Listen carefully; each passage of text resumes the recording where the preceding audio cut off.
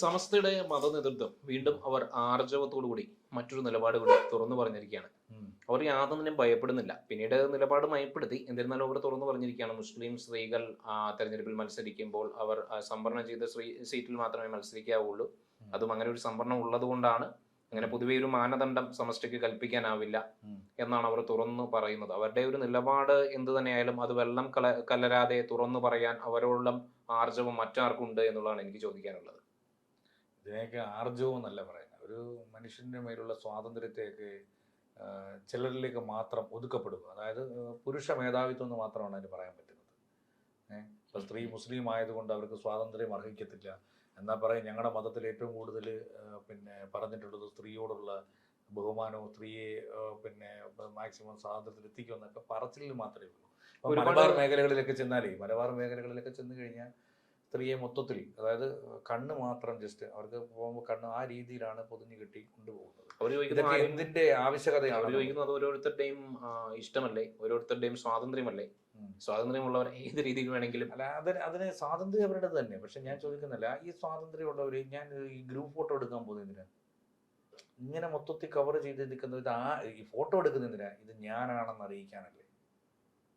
അങ്ങനെയുള്ളവർ എന്തിനാണ് group photo എടുക്കുന്നത്? ഗ്രൂപ്പ് ഫോട്ടോ എടുക്കാൻ പോകുന്നു, സിംഗിൾ ഫോട്ടോ എടുക്കാൻ പോകാൻ പാടില്ല. എന്തിനാ എടുക്കുന്നത്? കാരണം മൊത്തം മറച്ചു വെച്ചിട്ട് എടുക്കാനത്. പിന്നെ മാത്രമല്ല, അവരൊരിപ്പം ഞാൻ പറയുന്ന ഒരു എക്സാമിനേഷൻ എഴുതാൻ പോകുന്നിരിക്കട്ടെ, അവരുടെ ഐഡന്റിറ്റി മനസ്സിലാവും. അവരുടെ ഐഡന്റിറ്റി എങ്ങനെ മനസ്സിലാക്കാൻ പറ്റും? അവിടെ ചെന്നിട്ട് ഇത് പൊക്കി നോക്കണോ? അന്യ പുരുഷനല്ല വേറെ ആരും കാണരുതെന്ന് കരുതിയില്ല ഇങ്ങനെ കെട്ടിപ്പൊതിഞ്ഞു വിടുന്നത്. അപ്പൊ ഇതൊക്കെ എന്ന് പറയുന്നത് ഇതൊക്കെ പ്രാകൃത സമൂഹത്തിൽ മാത്രമേ കാണത്തുള്ളൂ. അങ്ങനെ ഒരു മതത്തിന്റെ ഒരു ആചാരത്തെ നമുക്ക് പ്രാകൃതം എന്ന് പറയുന്നതിനൊന്നും കുഴപ്പമൊന്നുമില്ല കേട്ടോ.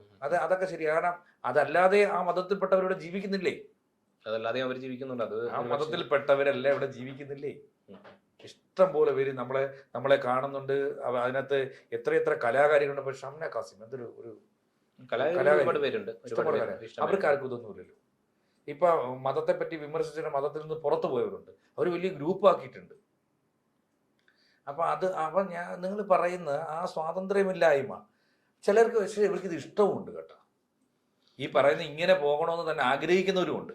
അവരെയൊന്നും നമ്മൾക്ക് എതിർക്കാനൊന്നും പറ്റത്തില്ല. പക്ഷെ അവർ ഒറ്റ കാര്യം ചെയ്യണം. ഈ പറയുന്ന പോലെ ഈ ആൾക്കാരെ വിഡ്ഢികളാക്കാവുന്ന രീതിയിൽ അവിടെ ഇവിടെ കൂടി ഫോട്ടോ എടുക്കാനും വേണ്ട, ഞങ്ങളെ ആരും കാണണ്ട, ഞങ്ങൾ പരീക്ഷ എഴുതണ്ട. ഇതേ നിയമമെല്ലാം നടപ്പാക്കിയിട്ടുള്ള ഇറാനോട് ആ സമൂഹത്തിനുള്ള സ്നേഹം നമുക്ക് കണ്ടുവരുന്നതല്ലേ?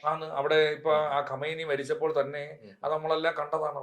അവിടെ അപ്പോൾ ഖമൈനി മരിച്ചപ്പോൾ അതല്ല നമ്മൾ കണ്ടതല്ല. പക്ഷെ അവിടെ അതേപോലെ തന്നെ അതേ ഇറാനികൾ നൃത്തം ചെയ്തിട്ടുണ്ട്. അതുകൊണ്ട് നൃത്തം ചെയ്തു, ആഹ്ലാദപരമായി വെടിപൊട്ടിച്ചു. ഇറാനിലും പൊട്ടിച്ചു, അമേരിക്കയിലും പൊട്ടിച്ചു. ആഹ്ലാദത്തിന്റെ വെടിപൊട്ടിച്ചു. അല്ല, പക്ഷേ അങ്ങനെ അവിടെയുള്ളവർ ആഹ്ലാദത്തിന്റെ വെടിപൊട്ടിച്ചു. പക്ഷെ നമ്മുടെ കേരളത്തിലുള്ള ബഹുഭൂരിപക്ഷം പേരും ആ ഒരു സമൂഹത്തെ പിന്തുണയ്ക്കുന്നവരാണ്, ഇറാനിലെ ഭരണകൂടത്തെ പിന്തുണയ്ക്കുന്നവരാണ്. അതിനൊന്നും കൊണ്ട് എന്താണ് നമ്മൾ മനസ്സിലാക്കേണ്ടത്? പാലസ്തീനികളെ പിന്തുണയ്ക്കുന്നവരാണ്, ഇറാനികളെ പിന്തുണയ്ക്കുന്നവരെന്നൊക്കെ പറഞ്ഞു വെച്ച് ഈ പാലസ്തീനിലെ ആരെങ്കിലും കൊണ്ടുവന്ന് അവർ ഏതെങ്കിലും അറബ് രാജ്യങ്ങളിൽ താമസിപ്പിക്കാൻ തയ്യാറാണോ? അവർക്ക് സ്വന്തമായി ഭൂമി ഉണ്ടായിരുന്നു. ആ ഭൂമി കയ്യേറിയതാണ് ആരായി? ജൂതരാണ് കയ്യേറിയത്. ലോകം മുഴുവൻ ആട്ടി ഓടിക്കപ്പെട്ട ജൂതരെ കൊണ്ടുവന്ന് താമസിപ്പിക്കാൻ ഇരിപ്പിടം കൊടുത്തതാരാ? പാലസ്തീൻകാരാ. ആ പാലസ്തീനുകൾ എവിടെയെങ്കിലും ജോലിക്ക് ഇടുക അറബ് നാടുകളിൽ? അറബികൾ ആക്രമിക്കാൻ കൂട്ടുക. അപ്പൊ ഞാൻ പറഞ്ഞത് അതല്ല, ഇതെല്ലാം ഈ മതം എന്ന് പറയുമ്പോൾ ഒരു ഏകീകൃത സെമിറ്റിക് മതമല്ലേ? അല്ല, എന്നിരുന്നാലും നമ്മൾ കേരള നിയമസഭയിലേക്ക് വരുമ്പോൾ ഒരുപാട് മുസ്ലിം സ്ത്രീകൾ ഉന്നത അധികാര സ്ഥാനങ്ങൾ കൈവരിച്ചിട്ടുണ്ട്. ഐഷാബായി അടക്കം, നഫീസത്ത് ബീവി. അവരൊന്നും ഇതുപോലെ ഈ സ്വാതന്ത്ര്യമില്ലായ്മ അവരൊക്കെ പോരാട്ടത്തിന്റെ ഭാഗമായിട്ട് അല്ല. അത് മാത്രമല്ല, നഫീസത്ത് ബീവി പരാജയപ്പെടുത്തിയിട്ടുള്ളത് കമ്മ്യൂണിസ്റ്റ് അധികാരനായിട്ടുള്ള ടി വി തോമസിനെയായിരുന്നു. ഭർത്താവായിട്ടുള്ള ടി വി തോമസിനെയാണ് പരാജയപ്പെടുത്തിയത്. അപ്പൊ അങ്ങനെ ഒരുപാട് പോരാട്ടത്തിന്റെ ഭാഗമായിട്ട് വരുന്നവരെ നിലനിൽക്കും. പോരാട്ടത്തിന്റെ ഭാഗമായി വരുന്നവർ മാത്രമേ നിലനിൽക്കൂ. അതിന്റെ വേലിക്കെട്ടുകളെ തകർത്ത് വരുന്ന സ്ത്രീകൾക്ക് അർഹതയുണ്ടാവും. അവർക്ക് സീറ്റുകൾ കിട്ടും. അവർ നിയമസഭയിൽ വരും, അവർ പാർലമെന്റിൽ പോകും, അവർ രാജ്യത്തിന്റെ ഉദ്യോഗസ്ഥ തലങ്ങളിലിരിക്കും. അല്ലാത്തവരൊക്കെ എന്ത് ചെയ്യും? വീടിനുള്ളിൽ തന്നെ ഇരിക്കും, പറയുന്നത് കേട്ടോണ്ടിരിക്കും. ഞാൻ എന്നിരുന്നാലും ഈ മത നേതൃത്വത്തെ അനുകൂലിക്കുന്നത് കാരണം അവർ ഉള്ള നിലപാടുകൾ ഉള്ളതുപോലെ തന്നെ തുറന്നു പറയുന്നതിനെയാണ് ഞാൻ ന്യായീകരിക്കുന്നത്. കാരണം അവർ ഒരു നിലപാട് അകത്ത് വെച്ചിട്ട് കുറച്ച് പേരല്ലേ ഉള്ളൂ. ആ കുറച്ച് പേരല്ലേ അത് നിലപാടിലേക്ക് മുന്നോട്ട് പോകുന്നത്. ഭൂരിപക്ഷം ഇല്ലല്ലോ അതിനകത്ത്. ഭൂരിപക്ഷം ഇല്ല എന്നുള്ളത്. പിന്നെന്തുവാ? അപ്പോൾ മുസ്ലിം ലീഗുമായിട്ട് ബന്ധപ്പെട്ടുകൊണ്ട് മുസ്ലിം ലീഗ് നിർത്തിയിട്ടുള്ള വനിതാ സ്ഥാനാർത്ഥികൾ ആദ്യം നിർത്തിയിട്ടുള്ളത് കമറുന്നിസ അൻവറിനെ ആയിരുന്നു എന്ന് എനിക്ക് തോന്നുന്നു. അതെ. കമറുന്നിസ അൻവറിനെ പിന്നീട് ബിജെപിയുടെ പരിപാടിയിൽ പങ്കെടുത്തു എന്ന് പറഞ്ഞുകൊണ്ട് പിന്നീട് പുറത്താക്കുന്ന ഒരു കാഴ്ചയാണ് നമ്മൾ കണ്ടിട്ടുള്ളത്. പിന്നീട് ഈ പറയുന്ന സ്ഥാനാർത്ഥി പരിഗണനയുമായി ബന്ധപ്പെട്ടുകൊണ്ട് നൂർബിന റഷീദ് ആയിരുന്നു കഴിഞ്ഞ തവണത്തെ നിയമസഭാ തെരഞ്ഞെടുപ്പിൽ അവർ നിർത്തിയിട്ടുള്ള ഒരു സ്ഥാനാർത്ഥി. അപ്പോൾ നൂർബിന റഷീദ് തന്നെ വളരെ വ്യക്തമായിട്ട് തുറന്നു പറഞ്ഞിട്ടുണ്ട്, സ്ത്രീകൾക്ക് ഈ പറയുന്ന പോലെ ദീനനുസരിച്ചുകൊണ്ട് മാത്രമേ തെരഞ്ഞെടുപ്പ് പ്രചരണമെല്ലാം നടത്താൻ കഴിയുള്ളൂ, അമിതമായിട്ടുള്ള ആഹ്ലാദ പ്രകടനങ്ങൾ നടത്തരുത് എന്ന് അവരും തുറന്നു പറഞ്ഞിട്ടുണ്ടായിരുന്നു. അവിടെയും അവരുടെ നിലപാട് അവർ തന്നെ വ്യക്തമാക്കി.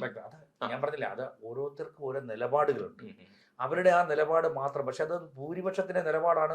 മുസ്ലിം മതത്തിൽ വിശ്വസിക്കുന്നവരെല്ലാം ആ നിലപാട് സ്വീകരിക്കണമെന്ന് നിർബന്ധം പിടിക്കാനോ ശാസിക്കാനോ മത നേതൃത്വത്തിന് അവരെ ആവശ്യമില്ലാതെ ശാസിക്കുന്നതാണ്. അതെല്ലാവരും അനുസരിക്കണമെന്നില്ല കേട്ടോ. അതിനെ ഇഷ്ടപ്പെടുന്നവരുണ്ട്, അത് അനുസരിച്ചോളൂ. ഇഷ്ടപ്പെടാത്തവർ അനുസരിക്കത്തൂല്ല. ഒരു കാലത്ത് അനുസരിക്കത്തൂല്ല. അവരതിന് നേരെ വിപരീതമായി പെരുമാറും. അവര് നൃത്തം ചെയ്യും, അവര് പാട്ട് പാടും, അവർ റോഡിലിറങ്ങും, അവർ ചിലപ്പോൾ പന്നി മാംസം കഴിച്ചെന്നും ഇരിക്കും. പ്രോഗ്രസീവ് നേച്ചറോടുകൂടി പെരുമാറുന്നവർ മത നേതൃത്വത്തിന്റെ ശാസനകളോട് ഇഷ്ടപ്പെടുന്നില്ല, അല്ലെ? ഇല്ല. അത് ഒരു എല്ലായിടത്തും അത് തന്നെ. പുരോഗമന ചിന്താഗതി ഉണ്ടായി പോയി കഴിഞ്ഞാൽ പിന്നെ ഈ പറയുന്ന പർദ്ദയും ഹിജാബും ഒക്കെ അവരങ്ങ് മാറ്റിവെക്കും എന്നുള്ളത് തന്നെയാണ്. അത് തന്നെ. അതെവിടെയാണെങ്കിലും അത് തന്നെ കേട്ടോ.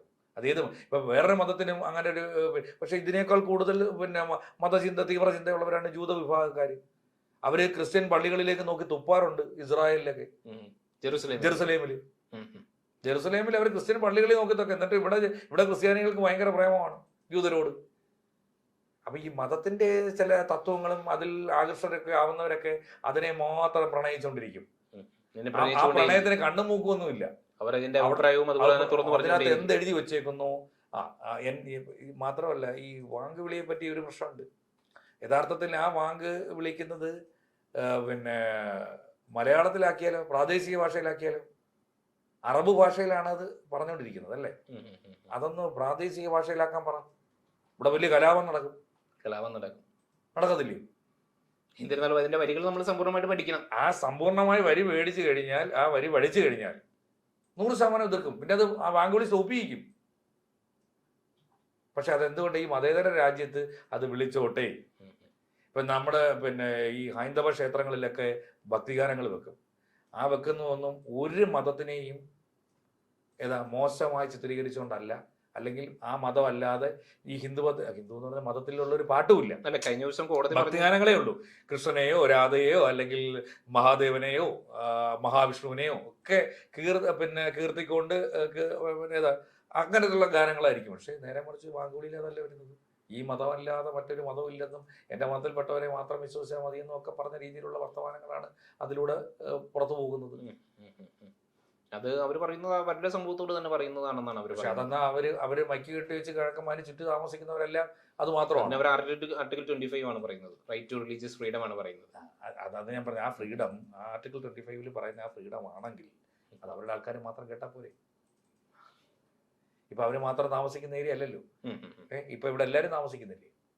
ഇപ്പൊ നമ്മള് അപ്പൊ അന്നേരം ചോദിക്കും, നിങ്ങൾ ഹിന്ദുക്കൾ അമ്പലത്തിൽ പാട്ട് വെച്ച് എല്ലാരെയും കേൾപ്പിക്കുന്നില്ലയോ? ക്രിസ്ത്യാനികൾ പള്ളിയിൽ വെച്ചിട്ട് അവിടെ അവരെ ബെല്ലടിക്കുന്ന നാട്ടുകാർ മൊത്തം കേൾക്കത്തില്ലേ? ഈ അടുത്തിടയ്ക്ക് ഒരു കോടതി വിധി കൂടി ഉണ്ടായിട്ടുണ്ട്. തന്റെ മതമാണ് ശരിയെന്ന് മറ്റൊരാളോട് ശാഠ്യം പിടിക്കരുത്, തന്റെ മതത്തിലെ പ്രാഗൽഭ്യമായിട്ടുള്ള കാര്യങ്ങൾ മറ്റുള്ളവർക്ക് പ്രചരിപ്പിക്കാം. അത് അനൗൺസ് ചെയ്യാനും പാടില്ല. അങ്ങനെയാണെങ്കിൽ അത് അനൗൺസ് ചെയ്യാനും പാടില്ല.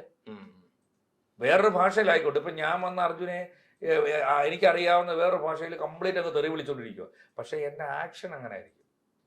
അതിൽ നിന്ന് മനസ്സിലാക്കാൻ പറ്റും. പക്ഷെ എനിക്ക് അതിന്റെ അർത്ഥം അറിയാൻ പറ്റത്തില്ലായിരിക്കും. ഇവിടെ അതാണ് നടന്നുകൊണ്ടിരിക്കുന്നത്. രാവിലെ തുടങ്ങും, വൈകുന്നേരത്ത് തുടങ്ങും, എപ്പോഴായാലും ഇടപെടലില്ലാതെ പറഞ്ഞുകൊണ്ടിരിക്കുകയാണ്. അപ്പൊ അതൊക്കെ ചോദ്യം ചെയ്യപ്പെടും ഇത് കൂടുതലായി കഴിഞ്ഞാൽ. എന്നിരുന്നാലും മതപണ്ഡിതരുടെ മറ്റു പല നിലപാടുകളിലൂടെ നമ്മളൊന്ന് പരിശോധിക്കുകയാണ്. ഇതിനു മുമ്പ് നടന്ന മറ്റൊരു പണ്ഡിതൻ ഒരു കൊച്ചുകുട്ടിയെ സ്റ്റേജിൽ നിന്ന് ഇറക്കി വിട്ടതിനെ പറ്റിയിട്ട് താങ്കൾക്ക് എന്താണ് തോന്നുന്നത്? അതിനെ പറ്റി എനിക്ക് അഭിപ്രായം പറയാൻ ഞാനില്ല കേട്ടോ. തീർച്ചയായിട്ടും അതൊക്കെ ഞാൻ പറഞ്ഞില്ലേ തുടക്കത്തിൽ, ഞാൻ പറഞ്ഞത് അതൊക്കെ അവരുടെ നിലപാടുകളാണ്. മതത്തിന് ഇഷ്ടപ്പെടാത്ത അവിടുത്തെ എത്രയോ സ്പീച്ചുകൾ നിങ്ങൾ കേൾക്കണം.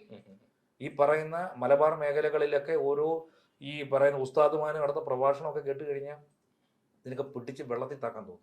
അപ്പോൾ കാന്തപുരം അബൂബക്കർ മുസ്ലിയാരുടെയും ജിഫ്രി മുത്തുക്കോയ തങ്ങളുടെയും നിലപാടുകളെ താങ്കൾ സമ്പൂർണ്ണമായിട്ട് എതിർക്കുന്നു. പിന്നെ അതോടൊപ്പം തന്നെ സംശയമുണ്ടോ? അപ്പോൾ അതോടൊപ്പം തന്നെ വലിയ ഒരു പ്രോഗ്രസീവ് നിലപാടുകളിലേക്കും അതോടൊപ്പം തന്നെ ഈ പറയുന്ന പുരോഗമനം പുരോഗമന അതിന് ആശയങ്ങളിലേക്കും മാത്രമേ നമ്മൾ വിശ്വസിക്കൂ. നമ്മുടെ സ്ത്രീകളും അതോടൊപ്പം തന്നെ നിയമസഭ സാമാജികരും കടന്നു വരട്ടെ. കടന്നു വരട്ടെ.